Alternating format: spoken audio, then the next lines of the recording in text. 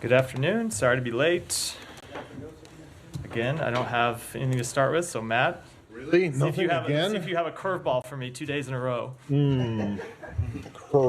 Okay. I should not have walked into that. That's tempting. That's tempting. That is tempting fate. Let's start with New Caledonia. I'm going to take the question. All right. So seriously, can we on Rafa and the situation there? And I recognize that your colleague at the White House just went over this for about an hour recently, so I'm not sure you're going to have anything different to say. But since he spoke, has there been any change in the administration's understanding of what the Israelis are doing there? No, so a couple things that we have seen over the past 24 hours. So obviously there was the operation that they launched overnight last night to take control of Rafah Gate. They have described that as a limited operation. It appears to be, at least that piece, a limited operation at this time. They have also, as we discussed yesterday, ordered the evacuation of some 100,000 people in neighborhoods in Rafah. This military operation that they launched last night was targeted just to Rafah Gate. It wasn't an operation in these civilian areas that they had ordered to be evacuated. We will continue to make clear that we oppose a major military operation in Rafah, make that clear then privately as well as publicly. So, but your sense of this is that this is not yet, the Israelis have not yet, at least not yet, overstepped what you have warned them against doing. This appears to be a limited operation, but of course much of that depends on what comes next. They have said, I think quite clearly, it's no secret that they want to conduct a major military operation there. We have made clear that we oppose such an operation. And separately, but of course it's related, we are trying to achieve an agreement that would bring an immediate ceasefire and the release of hostages. And on that, how's that going? Negotiations are ongoing in Cairo today. We continue to believe that there is space to reach a deal, and we are trying incredibly hard to push one over the line. Thanks. Yeah. Thank you. On Rafah, are the actions that Israel is taking so far reflective of the advice that U.S. officials have been giving regarding targeted, precise strikes in Rafah, or are the Israelis' actions beyond that? I am not going to get into I'm not going to do two things. Number one, I'm not going to get into the private advice that we have given them. Two, I'm not going to offer an assessment about whether that aligns wholly with the advice that we have given, because to do that, I'd kind of have to lay out what it is that we have told them. But I will say that this does appear to be a limited operation so far. But as I made clear, it does to a great extent depend on what comes next. And what we have seen so far is the ordering is not just this limited operation, but the ordering of the evacuation of 100,000 people. And we have made clear that we don't think the kind of military operation that would follow such an evacuation is one that we can support because of the dramatic impact it would have on the civilian population there and the ability to get humanitarian assistance in and deliver to those people. You and other American officials have reminded us consistently that the U.S. has been clear about what it thinks about a major Rafah offensive. Have you been coordinating with allies and partners on the potential consequences should Israel launch such an offensive? So I'm not going to speak to that. We have largely because I'm not going to speak to what decisions that we may make if Israel does launch such an operation. We have made clear that they have to make their decisions about policy, and we will make our decisions about our policy. Obviously, we discuss that with our allies and partners around the world. We discuss, Secretary, every time he meets with one of our allies, one of the first things on the table, oftentimes even before whatever bilateral issue we have to discuss, they want to talk about what is going on in the Middle East and what is going on with respect to the war in Gaza. So we do talk about this sometimes in quite a bit of detail, but I'm not going to read that out publicly. Okay, I have two more on the region. One is on the hostage talks. There's been some reporting that the U.S. may be making promises about the length and the permanence of the cessation of hostilities, promises that Israel may not be willing to keep. So can you clarify whether the U.S. and Israel are actually aligned on that front, or whether the U.S. is making some unilateral promises? So I'm not going to talk about the details of these negotiations, and I hope you'll understand why. It's something we have tried to do since the beginning, is not to talk in too much detail about these negotiations because of how sensitive they are, and they maybe have never been more sensitive than they are at this moment, where we think a deal is possible, and we are trying to push one over the line. I will say that we have closely coordinated with the government of Israel on this matter. We have been in touch with them on a daily, oftentimes an hourly basis, and will continue to do so. Okay, one more. Without getting into what the conclusion is, tomorrow is the deadline for the National Security Memorandum that this building needs to deliver to Congress. Again, I don't expect you to tell us what, if any, conclusion has been made, but has a conclusion been made as to whether Israel has violated U.S. or international law? I'm not going to answer that question directly because the report is not yet finished. We are working incredibly hard to get that report finished, get that report finalized, and get it delivered to Congress as soon as possible. Do you expect it to be delivered tomorrow? We are trying very hard to meet that deadline. It is, I will just note, a self-imposed deadline. It's not one that is in statute, but we are trying very hard to get the report done. It is a complicated report. This is the first time the department has ever written something like this. First time we've ever gone through and made these kind of assessments about the two questions that are at issue in the report. So there is a lot of work that has to be done. That work is ongoing. We know we're up against the deadline. We're trying to get it. We're trying to meet it. It's possible it slips just a little bit, but we are still at this point trying to get it done by tomorrow.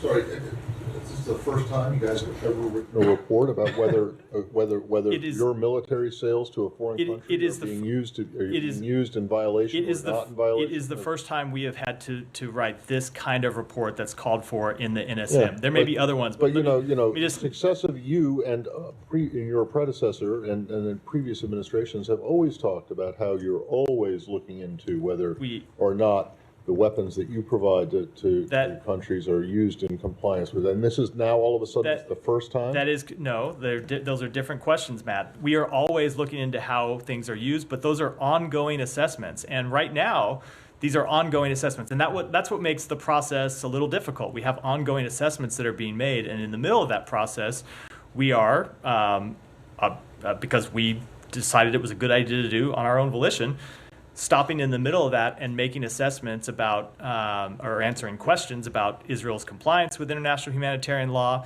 as well as the delivery of humanitarian assistance. And I should add, it's not just Israel. Always make this point. There are other countries as well that this applies to. It is the first time state has ever written a report of this nature, especially in the middle of a conflict, that goes to Congress, and so we want to make sure we have it right. All right, and then just one other thing that I was confused on is that you seem to be bothered by the idea that the Israelis have told 100,000 people to evacuate from part of Rafah. And yet, it was my understanding that over the course of the last month or so, you guys have been telling the Israelis that you would oppose a major operation there unless they had a plan to get civilians out. Are you suggesting that they're telling 100,000 people to get out of the way is a bad thing? No. If they're going to do an operation? It is not. I mean, it seems to me that is a plan, whether or not it's worthy or not, but it is a plan. It is not in theory a bad. It is not in theory a bad thing to do. Of course, if you're going to conduct a military operation, you want to see people evacuated, but those people need to have somewhere to go, and the place that they go to needs to have sufficient food, sufficient water, sufficient housing, sufficient sanitation, and we have not yet seen a plan that would deliver that. And I will add, there's also the question that if you evacuate 100,000 people and launch military operations, will it be only 100,000 people that move, or will it be more? Other people that see the conflict and flee in the face of it. Our assessment is it's probably a lot more than 100,000 that would move, and so you have to have plans not just for 100,000 people, but hundreds and hundreds of thousands of additional people to take care of their needs, and that's not what we have seen. Okay. So, Simon, go ahead. I'm wondering, you've been warning, obviously, that this operation shouldn't go ahead without that plan. You seem to be holding back from saying that it has gone ahead, but in terms of what you've been warning about, the humanitarian impact, it seems there is already an impact in terms of, another boarding crossing is closed, and at the moment we understand both border crossings are closed. So do Israel's actions over the last 24 hours set back the work that you've been pushing them to do on the humanitarian situation, given that there's a near famine conditions in Gaza? Certainly, the closing of Kerem Shalom and the closing of Rafah set back the delivery of humanitarian assistance. Now, to some extent, the full answer to that question depends on what happens next and whether they're quickly reopened. And Israel has committed to reopen Kerem Shalom tomorrow. We're working to make sure that that actually happens, so humanitarian assistance can continue to come through. And I should add that Kerem Shalom didn't close just because of an action by Israel. It closed because it was bombed by Hamas. So we want to see it reopen as soon as possible. They said they'll do it tomorrow. Same thing with Rafah. They said that Rafah will reopen for the delivery of fuel, which is incredibly important to desalinization of water. It's incredibly important to fueling the trucks that deliver humanitarian assistance once it's inside Gaza. And it's incredibly important for running bakeries that deliver bread for the population there that needs it so much. But we want to see it fully reopen. And so when I say it depends on what happens next, if Kerem Shalom opens and Rafah reopens, those will be important steps because we don't want to see humanitarian assistance limited or impeded in any way. Have they told you that now they've got control of Rafah, this is actually going to be better in terms of getting humanitarian aid? Is that what you sort of seem to be suggesting? No, that's not what I'm suggesting. I don't want to get into any private conversations. They've said it would reopen for fuel. We want to see it reopen for everything because it is. Rafah is a crossing that, so should note that the amount of humanitarian assistance that has gone in through Rafah has gone down over time as assistance has shifted more to Kerem Shalom. But that assistance is still critical. We're not in a position where we can afford to see any delivery mechanism shut down, even if it's one of the relatively small ones. And I only say relatively small in relation to the amount coming in through Kerem Shalom. But we also want to see it open for fuel. It is the entry point for humanitarian workers that come in. It is the exit point for people that come out of Rafah. So it's important that gate be open, not just for the delivery of humanitarian assistance, but so that humanitarian workers can come in and out of Gaza to do the important work that they do every day. And just finally, we've already seen, I think there's some videos of, tanks rolling over civilian infrastructure as they've entered into the area around the border crossing. There are reports of civilian loss of life. There's been airstrikes in Rafah. I guess just to try and get clarity on, does the US oppose what Israel has done so far, or you're just saying we have to wait and see? So we clearly oppose the destruction of any civilian infrastructure if it does not constitute a legitimate military target. Now, when you get to looking at any one video, we'd have to be able to assess whether that's a legitimate military target. Are there Hamas fighters in there? The issues that we have gone through a number of times. But certainly we don't want to see civilian infrastructure damaged, destroyed in any way. But that said, to the larger question, it is not our assessment that a major military operation has begun at this point, but that could obviously change at any moment, and we will continue to make clear that it's not one that we could support. Just one video in question has an Israeli tank rolling over an "I love Gaza" sign. Does that seem like something that could be a legitimate military target? That does not seem like it would serve any legitimate military purpose, no. Well, do you consider an I love Gaza sign to be critical infrastructure? No. So I've seen the video, but I don't know where the tank was going, but just on the face of it, no, that would not seem to be so. Go ahead. Matt, on the NSM, is that taking into account anything that's happening in Rafah over these past few days? So it is a looking backwards report. I'm not going to get into it. You'll have to wait and see when we make it public. Yes or no, though? Can you say if that's part Again, of why you might not when it comes to any of the content of the report, I think you're just going to have to wait and see. It's something that we're still working on. And the Jordanians say that another one of their aid convoys was attacked by Israeli extremists on the way to Erez. Do you have any comment on this? Has there been any discussion with the Israeli government since this latest incident, which is, I think, the second one? It is something that we have raised with the Israeli government. We have made it clear to them that they need to take action to prevent these attacks, and they need to take action to hold people accountable. This is something that happened for the first time with this particular route.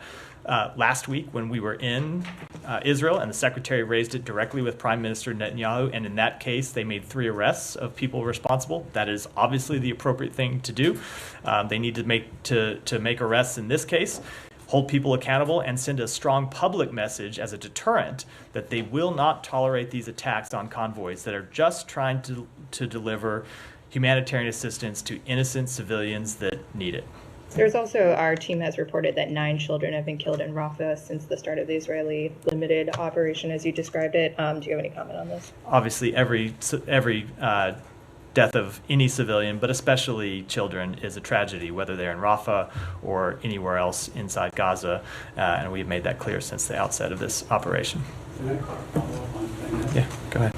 Just to clarify, I heard you sort of jumping in back there several times. I always get to you, Saeed. I know you will. I'm just, getting some exercise.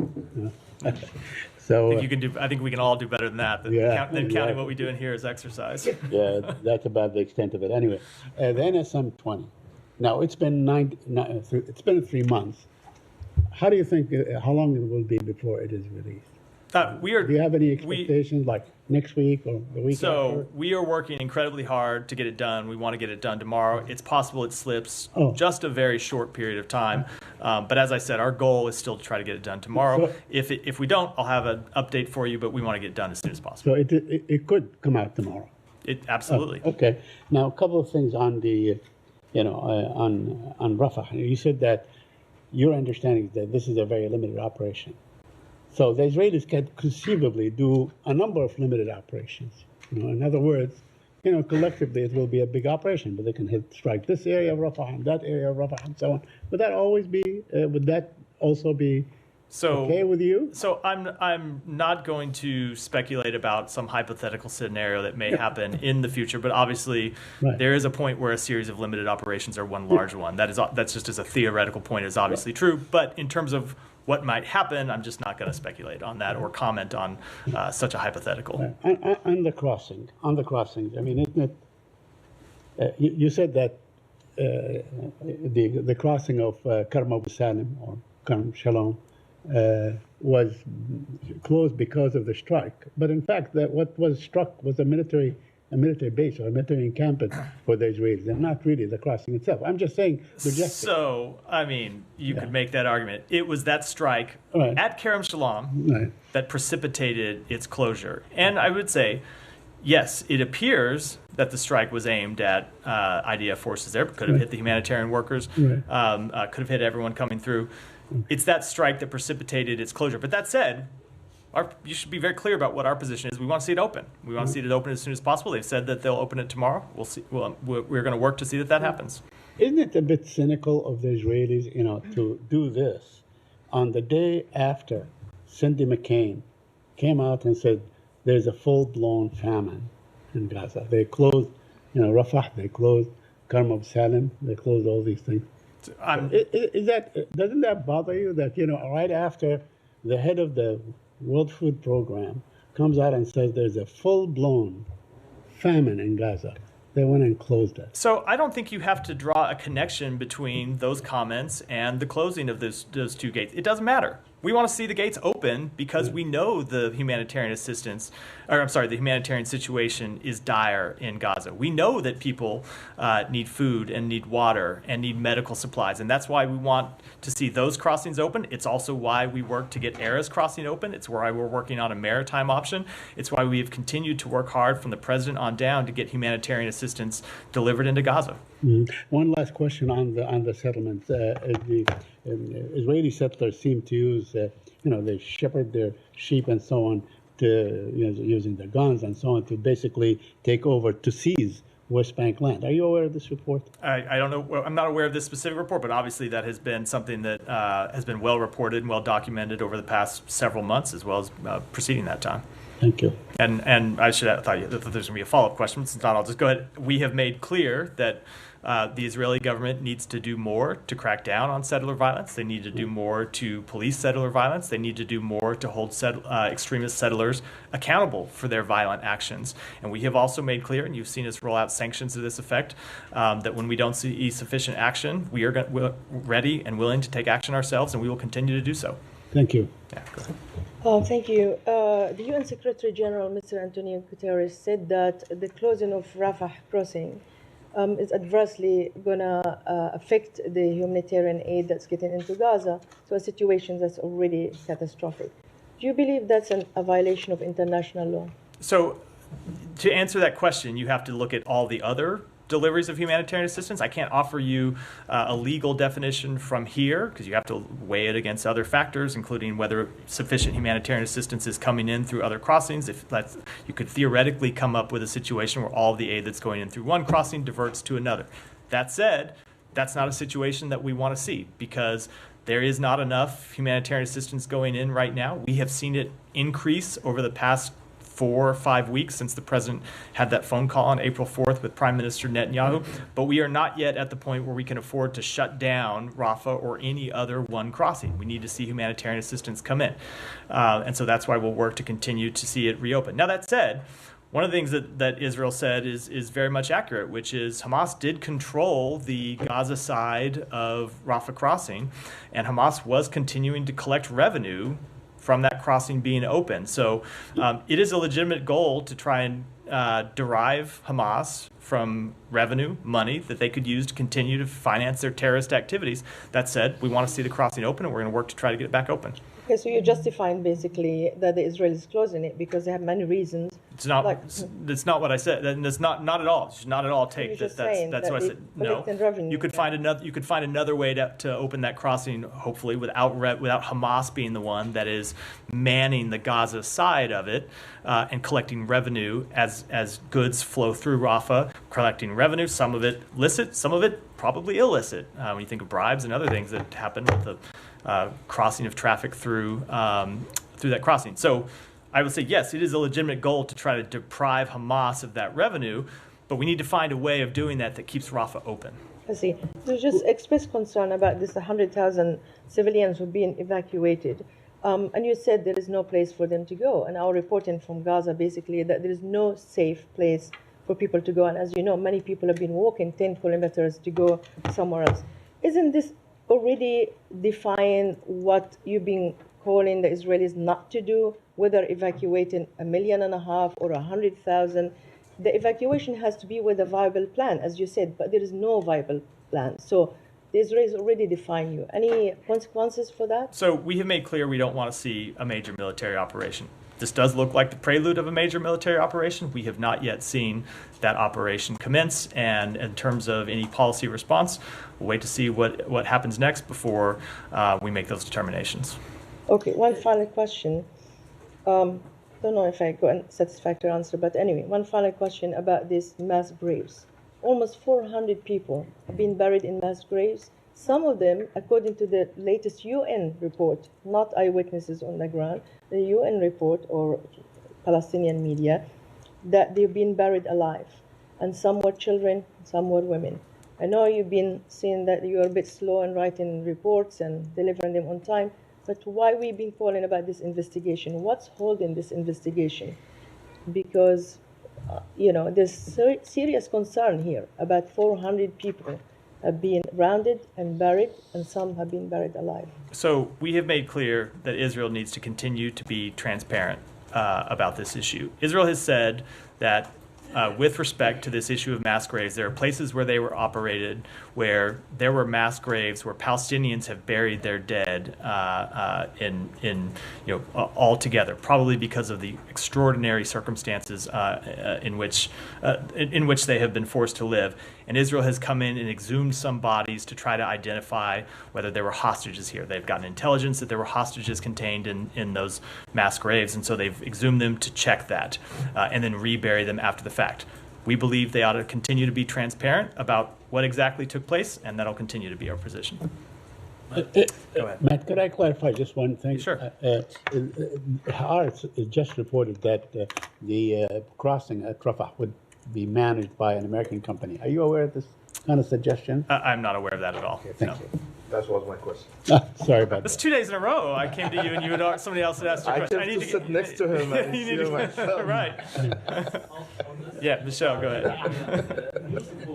Today that the administration is holding up munition shipments to send a political message to Israel. Is that true, and what is the message? Look, our support for Israel's right to defend itself, our support for Israel's right to ensure that October 7th never happens again remains strong. And with respect to any individual shipments, I'm just not going to speak to them from here. And second, did the U.S. give any guarantees to Hamas on ending the war in Gaza? So I'm not going to speak to what are very sensitive, delicate, ongoing negotiations, and you should not read into my kind of blanket refusal to do that anything as regards to your question. It's just a rule that given the nature of the negotiations right now, I don't think it would be helpful. I don't think it would be productive to get into it. There have been obviously a lot of reports over what has been in various proposals over the past 24 hours. Some of those reports have been more accurate than others. Some of them have been completely off base. I don't think it serves our purpose, given the status of negotiations, to kind of parse. And what about this talk report concerning the guarantees? Is it accurate, or? I think I just answered the question. I don't have anything further to add. On the ARM shipments, Michelle's first question. Yeah. So your position is that you don't comment about individual shipments? I'm not in this case, no. Because you do in pretty much every other case. In fact, I looked back over the last 3 weeks. I got one to Argentina, one to Iraq, one to the Netherlands, one to Poland, one to Saudi Arabia. You don't have any problem talking about those. It always depends on the situation, but we have made clear in this. It often does. There are times that we have congressionally mandated rules about things we need to disclose. There are times that we disclose arms shipments because we want to rally we want to rally our allies and partners to do the same. And there are times that we keep those shipments private. It's also true, as you know this more than me, that there are a variety of different arms sales programs. There are different disclosure mechanisms for each of those. I'm well aware, and I know where you're coming from on this. I just think that it doesn't make any sense, because you guys, basically, you just have to come out and say that you are not consistent about this, and that when it suits you to announce an arms sale or an arms shipment, you'll do it, and when you don't think that it suits you, then you don't, and that's inconsistency at its. That is the definition of being inconsistent. There are different situations all around the world, and of course we look at them differently. Go ahead, Alex. Thank you. Are you? I'm going to stay in the region. Yeah, if you stay in the region, I'll come to you. Go ahead. Just one quick one. Is there any update on whether the U.S. has come to a new determination on possible Leahy law violations? No, it's in the case of that one IDF unit. Sorry, didn't mean to interrupt. No, we continue to look through and review new information that Israel has provided to us, and are working on what that assessment will be. And you have no expectation for how long that process could take? I don't. We're trying to get it finished as soon as possible, but it's important that we get it right as well. I want to stay in the region, but farther east on Syria, the U.S. repatriated several dozen, I think around 22 dozen Westerners from the camps in Al-Hol. There were apparently 11 Americans that were repatriated. Can you give us any details on how that operation played out? And could you tell us if you have that number or ballpark number of how many Americans we're talking about left in these camps? So in terms of the operation that just happened overnight, there were 11 Americans and then one family member who is not a U.S. citizen, but a family member of a U.S. citizen, part of this 11 who were repatriated and brought to the United States. It's something that we've been working on with our international partners as well as humanitarian partners, because we believe that repatriation is the only durable, long-term solution to the humanitarian and security situation in northeast Syria. And just as we have done in this instance, we urge all countries of origin to repatriate, rehabilitate, reintegrate, and where appropriate, prosecute their nationals upon return from Syria. And then with respect to the number of Americans that remain, we're aware of approximately 25 U.S. citizens who may be located in displaced persons camps and detention facilities in northeast Syria, around 25. Okay, beyond the 11 that came back. Yes, beyond. Yeah, okay. May I follow up on that? Sure, just go ahead. So this was not a product of direct talks with Syrians, right? No. If that's the case, did you learn anything about the case of Austin Tice during this process? So with respect to Austin Tice, we continue to call on the Syrian regime to ensure Austin Tice and every U.S. national held in Syria are able to return home. We continue to work every available path to ensure his return home. We've engaged extensively with regard to this case, trying to bring him home, and we're not going to give up until we do. You might want to take this one from me. As you know, Austin's mother was in town last week. She gave an interview and she said that she's seeking access to State Department report from 2020 fall about the trip of Trump administration official to Syria. The report was not shared with the family, which contains significant details about how the Syrians are trying to provide proof of life. Are you willing to come up with a report? So I can't speak to that specific report. We have obviously been engaged with Austin Tice's family, including his mother. I will just say we, as a parent, I think every parent cannot imagine what it is she must be going through. And so people here from the department engage with her on a regular basis to talk about this case and update her on the work that we are doing to try to bring him home. Thank you. This might also be a good segue to the details about the latest information about the U.S. soldier who was detained in Russia. What do you know? Anything new? And are you guys seeking access to? So this is one where, it's often the case. There's not much I can say. You're aware of the privacy rules and our inability to say very much about these cases when we don't have a privacy waiver. I can confirm that a U.S. citizen has been detained in Russia. Whenever a U.S. citizen is detained abroad, consular officers seek to aid him with all appropriate assistance, and we are doing so in this case. Not able to say more. Unfortunately, the Pentagon is able to say some more. I think they've done so publicly, and I would refer you to them for that. But I just have to say the same thing I always do when asked about a U.S. citizen who has traveled to Russia, which is our travel advisory is at a level 4 for a reason. U.S. citizens should not travel to Russia for any reason. It's dangerous. You risk being detained. You risk other threats to your health and well-being. And so for any American citizen anywhere in the world, whether they are here in the United States or whether they're in some other country, if you are considering going to Russia, don't do it. Just could not be less complicated. Thank you. One last one from me. We've heard little of statements coming from Russia about British potential participation in Ukraine war, and they say that they're gonna target British weapons, whether it's inside or outside of Ukraine. This begs a question. It goes back to a question that we discussed with you, with Vedant, with Ned, more than a year and a half. Why is it that Ukraine doesn't have a right to target Iranian, North Korean, targets, whether it's inside or outside of the region? You're proposing that Ukraine should widen the conflict beyond even Russia, but to other countries and bring other countries directly. Hold on. Bring other countries directly into the conflict. I would just say that is a rare question that answers itself. I don't think that would be in anyone's interest. Go ahead. Thank you. No, go in front of you. Sorry. Yeah. Thank you so much, Matt. Just a quick follow-up on Rafah offensive. You said it is limited, not a major operation, but do you think it's a constructive approach to go into Rafah right after Hamas accepted a ceasefire there, and at a time when many Palestinians were on the streets celebrating the possibility of a ceasefire? So let me just make one thing clear, which is Hamas did not accept a ceasefire proposal. Hamas responded, and in their response made several suggestions. It's not the same as accepting. The statement that was issued yesterday that was widely reported, and I'll blame the reporting because it's what the statement said, is not an accurate reflection of what happened. They responded as people do in a negotiation process, but it was not an acceptance. Now, that said, we are trying very hard to get a ceasefire agreement over the line, as I said a moment ago. And I will just say, separate and apart from an operation in Rafah, the scenes that we saw in Gaza, when you see people coming out in the streets and celebrating what they thought was a ceasefire, number one, tells you just what they've lived through. I mean, you know that, obviously, but you really see just the joy on people's face, what they've lived through, and the emotion in thinking that they might have some hope that this conflict will come to an end.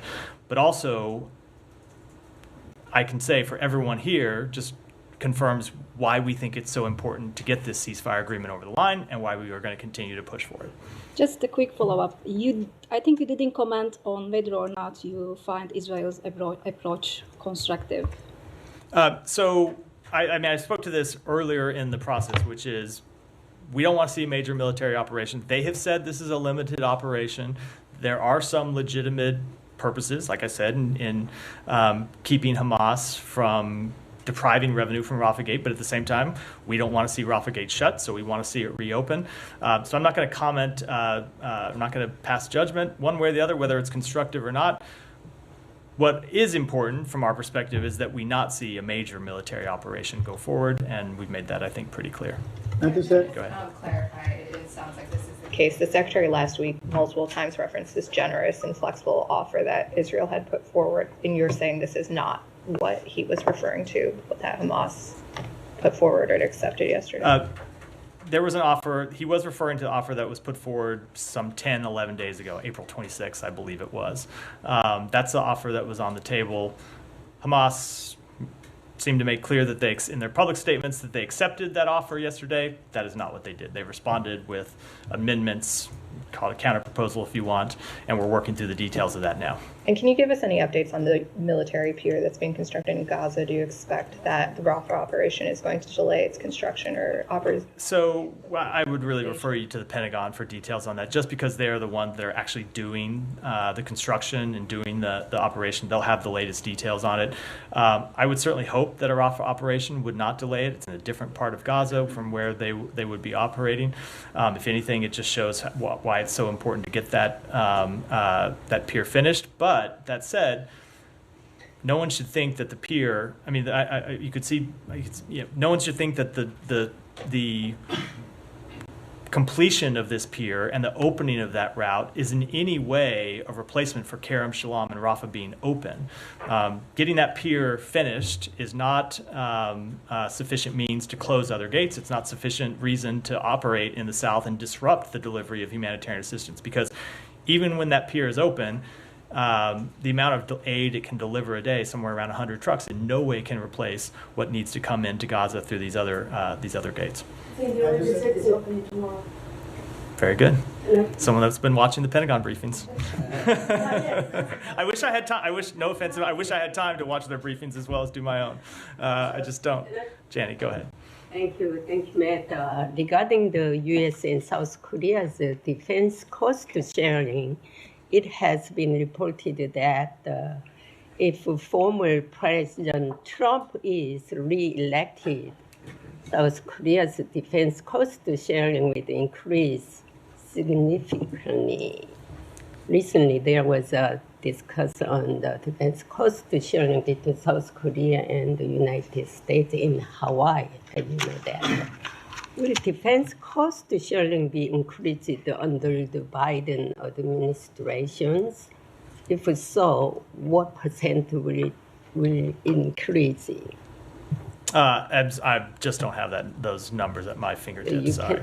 But you don't have anything for because you have. I mean, in terms of the percentage, it's not. I'm happy to take it back and try. All right, thank you. And have another one. And recently, UN resolution to prevent nuclear weapons in space were rejected by Russia's veto. What do you think about the UN's permanent members imposing penalties to veto abuse? So, as we said at the time, we are incredibly disappointed that Russia vetoed what should have been a quite uncontroversial resolution regarding the obligations of state parties under the Outer Space Treaty. It should be clear, I think, that no country should have reservations about prohibiting putting a nuclear weapon into orbit. And in terms of potential actions, I don't have anything to preview from here. Go ahead. Thanks, Matthew. Politico just reported that and I'm quoting from the report, administration is holding up shipments of 2 types of Boeing-made precision bombs to send a political message to Israel, end quote. Is this true? I think Michelle asked me that exact question 5-10 minutes ago, and I answered it. Okay, sorry. Now that Israel has invaded Rafah, is the department considering any actions such as sanctions or withholding aid from Israel? I also answered that question earlier when I said we are not going to preview policy options at this time. And finally, 6 lawmakers from the Congressional Executive Commission on China has sent a letter to the State Department asking for state to use its existing rewards program to seek firsthand information on forced organ harvesting in communist China and disrupt the illicit trade. The State Department has expressed concerns about this issue before publicly and in the human rights reports. Do you have any response to the letter, and will state consider using the rewards program to stop forced organ harvesting? We I'm sure, have received that letter and will respond in due course to the members themselves. Thank you, sir. Thank you, sir. 2 questions. Thank you. Common questions. One, as far as conflict in the Middle East or Gaza or Hamas and Israel is concerned, First, on October 7, Hamas attacked the innocent people in Israel. Now, innocent people are being killed or they are dying in Gaza because of basics they are not getting. My question is that Hamas may be a common problem for the common people in Gaza, and how can you describe for the common people we are negotiating with Hamas? Is Hamas a terrorist organization or is it a political organization? It is absolutely a terrorist organization. So why are we negotiating then with them? Well, we don't. Hamas is holding civilians hostage, including American citizens, and we want to see those American citizens return home.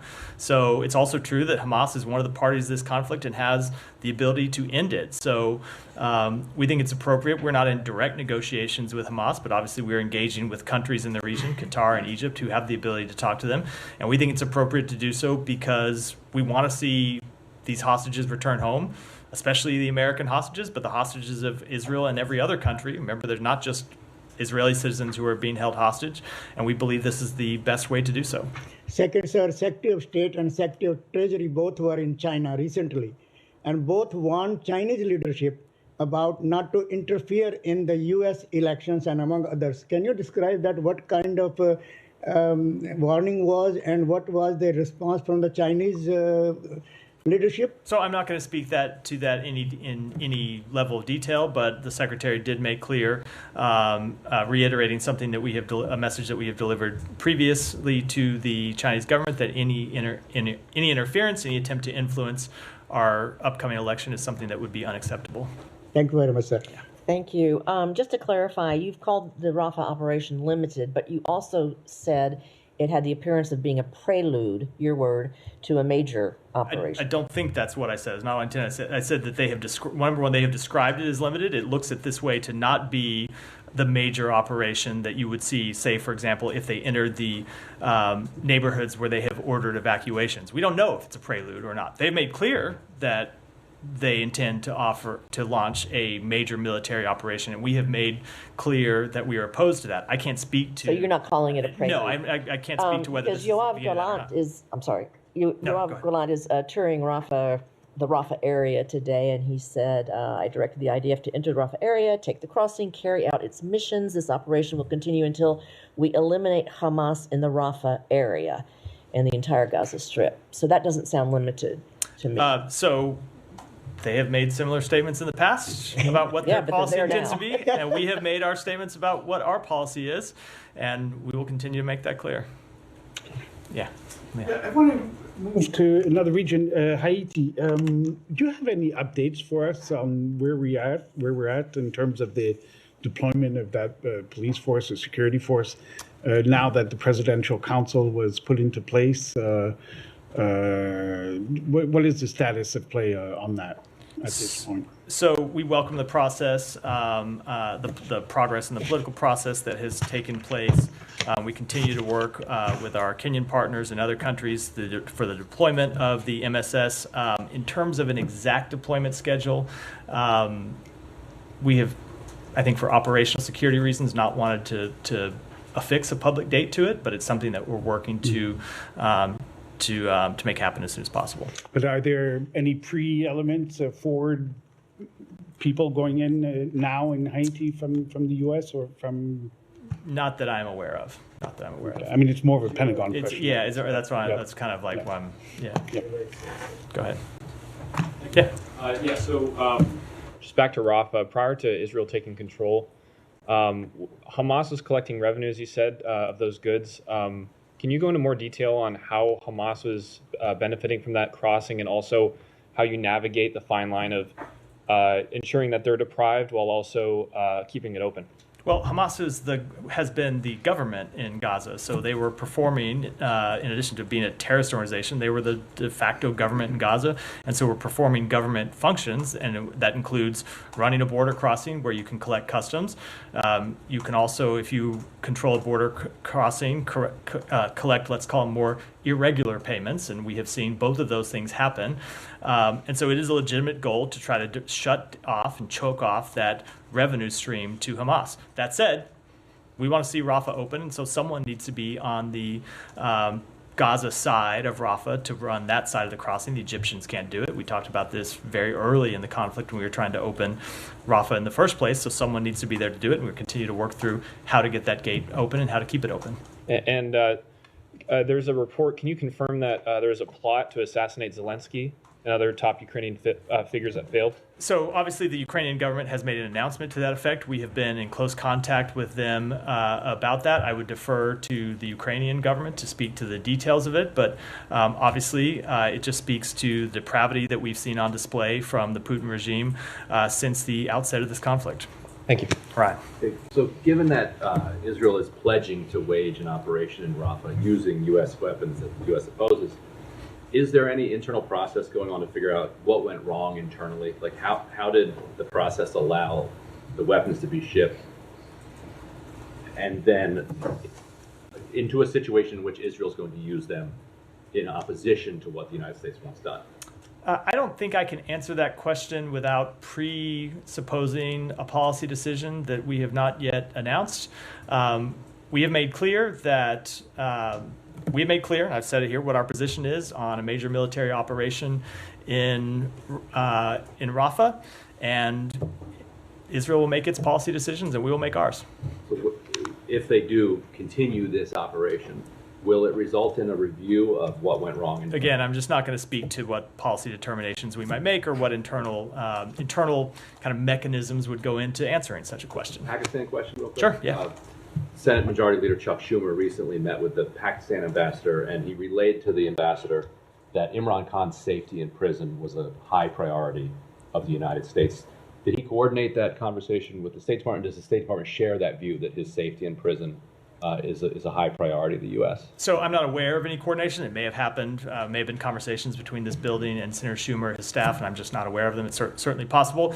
But obviously we want to see safety and security of every prisoner in Pakistan or anywhere else in the world, something that every person, every detainee, every prisoner is entitled to basic human rights and protection under the law. Follow, please. Go ahead. Thank you. U.S. Ambassador in Pakistan, And Donald Bloom met with the current leadership of Imran Khan's party. And after that meeting, there were like dozens of stories circulating in Pakistani media. Could you tell us something about that, as that meeting was arranged on the request of U.S. Ambassador Donald Bloom? Dozens of stories circulating about a meeting with our ambassador. What a new thing. Different stories. I haven't got a Donald Bloom question in a while. Yes, the U.S. Ambassador Donald Bloom met with the leader of the opposition in the National Assembly, Omar Ayub Khan, and other senior members of the opposition to discuss a broad range of issues important to the bilateral relationship. This includes U.S. support for continued economic reforms, human rights, and regional security. Sir, after that meeting, the leadership of PTI, Imran Khan's party, told media that they have expressed their concerns about human rights violations, fabricated cases against Imran Khan, freedom of speech, and others. What is your position on these issues, sir? So we have addressed this any number of times, and our position is the same as we have stated it previously, which is we take no position on elections in Pakistan. We take no position with respect to any particular political party. And of course, we want to see basic human rights upheld, as I said in my answer to Ryan. So one last question. Saudi Crown Prince MBS is visiting Pakistan in next few days. Recently, Iranian president was in Pakistan too. So how you see these trips when there is too much tension in the region? So certainly we always support diplomatic engagement between our partners. I don't have any further comment on the visit between the Saudi Crown Prince to Pakistan, but it's that kind of diplomatic engagement is routine and something that we support and encourage. But when it comes to Iran, of course, while we welcome regional de-escalation, we've seen the outbreak of limited conflict between Iran and Pakistan, we do remain skeptical about Iran's intentions, given its continued destabilizing behavior broadly in the region. Take one more, and then we'll wrap for today. You, go ahead. Thank you. I want to ask you about Rafah. You said you do not want to see a large-scale military operation. But on a scale of limited versus large military operation, like what is acceptable for you when you configure for the concerns of, the lack of humanitarian aid, that this can be a problem, when you talk about the possible displacement of the people who are there already in the region? Like, where is this line for you, United States, where you're going to say, like, okay, this is now large scale operation, and we don't support that? I'm not going to get into trying to define it here. I will add, though, that we have had detailed conversations with the Israeli government about this, much more detailed for obvious reasons than what we are willing to say publicly, or what is productive to say publicly, and they know quite clearly what our position is, and I think I'll leave it at that. That wrap for today. Thanks, everyone.